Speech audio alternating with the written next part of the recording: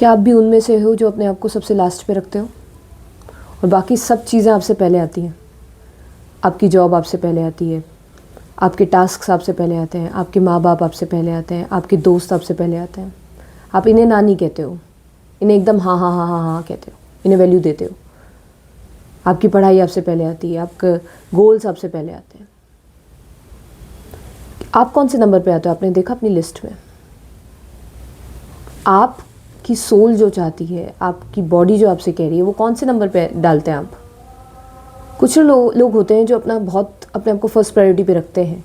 वो लोग जो मेरे हिसाब से बाहर की चीज़ों को वैल्यू कम देते हैं, जो बाहर की चीज़ें जिन्हें अफेक्ट नहीं करती वो अपने आप को पहले रखते हैं, और जिन लोगों को बाहर की चीज़ों से फ़र्क पड़ता है वो अपने आप को सबसे एंड में रखता है। हम बाहर की चीज़ों को ज़्यादा वैल्यू देते हैं, अपने आप को बहुत कम वैल्यू देते हैं। ये फीमेल्स में बहुत ज़्यादा देखा जाता है और मेल्स में थोड़ा कम। मेल्स अपने आप को ज़्यादा वैल्यू देते हैं, तभी फीमेल्स जो हैं वो भी उन्हें ज़्यादा वैल्यू देती है। अगर हम खुद को वैल्यू देंगे तभी दूसरे हमें वैल्यू देंगे। अगर हम ही खुद को वैल्यू नहीं दे रहे हैं तो दूसरा भी हमें वैल्यू नहीं देगा। जितनी वैल्यू हम खुद को देते हैं उतनी ही वैल्यू दूसरे हमें देते हैं।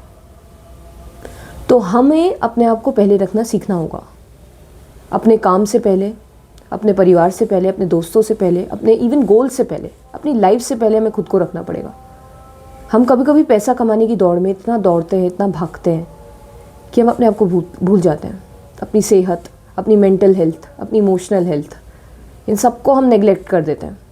और हमारी नज़र इन पे तब जाती है जब ये काम करना ही बंद कर देते हैं, जब ये इतनी वर्स्ट स्टेज पे पहुंच चुके होते हैं, तब जाके हमारा ध्यान जाता है इस तरफ। तब हमें लगता है कि यार ये क्या कर दिया हमने। हम पैसे के पीछे भागते रहे और वो पैसा हमें हमारी हेल्थ और सोल खरीद के नहीं दे सकता। ज़िंदगी भर इंसान पैसे के पीछे भागता है, स्पेशली वो जो गरीबी में पैदा होते हैं। गरीबी चुभती है उन्हें, जिसकी वजह से पैसे की भूख बहुत बढ़ जाती है उनके अंदर। जो गरीब जगह पे पैदा होते हैं वो ज़्यादा भूखे होते हैं पैसों के। जो अमीर जगह पे पैदा होते हैं, जिनके पास कमी नहीं होती चीज़ों की, वो फिर भी अपने आप को प्रायोरिटी देते हैं, क्योंकि वो पैसे को उतनी प्रायोरिटी नहीं देते। उनके पास होता है पैसा पहले से। लेकिन जो गरीब लोग होते हैं उन्हें चुभती हैं तकलीफ़ें, जिसकी वजह से वो सब कुछ साइड में रख के सिर्फ पैसे के पीछे भागते हैं। और उस पैसे को छोड़ना इतना मुश्किल हो जाता है। शरीर कह रहा है कि नहीं कर पा रहा, काम नहीं कर पा रहा, मैं छुट्टी ले ले, प्लीज़ आराम दे दे मुझे, लेकिन उसे नेग्लेक्ट करके फिर से भागे जा रहे हैं, पैसे को छोड़ ही नहीं पा रहे। पैसे को करते हुए सब करते हैं, मरते दम तक पैसे के पीछे भागता है, और जितना मिल जाए उतना कम लगता है।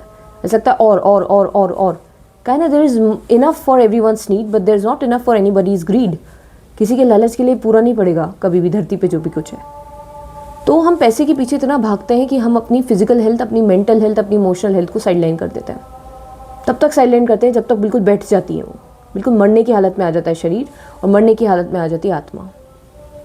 और मैंने ये देखा कि फिज़िकल वर्ल्ड, अगर तुम्हारे पास सब कुछ है, फिज़िकली सब कुछ जो सोच सकते हो सब कुछ है, और तुम खुश नहीं हो, तो बेकार है वो सब कुछ। अगर सब कुछ तुम्हें खुशी नहीं दे सकता ना, तो बेकार है वो, उसकी कोई कीमत नहीं है। तुम्हारी खुशी की सबसे ज़्यादा कीमत है। अगर तुम खुश हो तो भले ही तुम्हारे पास सिर्फ ज़िंदा रहने लायक हो, तुम ज़िंदा हो, यू आर अलाइव। और अगर तुम्हारे पास सब कुछ है और तुम खुशी नहीं हो,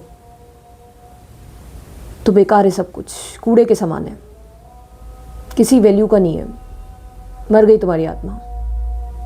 हर पल हमारी आत्मा हमें संकेत देती है कि जिस तरफ हम जा रहे हैं वहाँ हम खुश रहेंगे या दुखी। अगर पहले कदम पे ऐसा लग रहा है कि खुश नहीं है, तो छोड़ देना चाहिए वो रास्ता, क्योंकि आगे जाके और मरेंगे हम, और एंड आते आते हमारी आत्मा मर चुकी होगी। हम खुद की आत्मा से कनेक्शन छोड़ चुके होंगे, तो दूसरों की आत्मा से कैसे कनेक्ट होंगे? कभी नहीं हो पाएंगे। तो अगर पैसे और खुशी में से कुछ चुनना हो तो खुशी को चुनना ज़्यादा बेहतर है। भले थोड़ा कम में जी लो, लेकिन खुशी ज़्यादा मैटर करती है। ये देख चुकी हूँ मैं। पहले पैसा कम होने की वजह से पैसे के पीछे भागा इंसान, लेकिन वहाँ जाके भी उसे पता चला कि खुशी नहीं है, खुश नहीं हूँ मैं। सब है पर खुश नहीं हूँ, सब कुछ है पर खुश नहीं हूँ।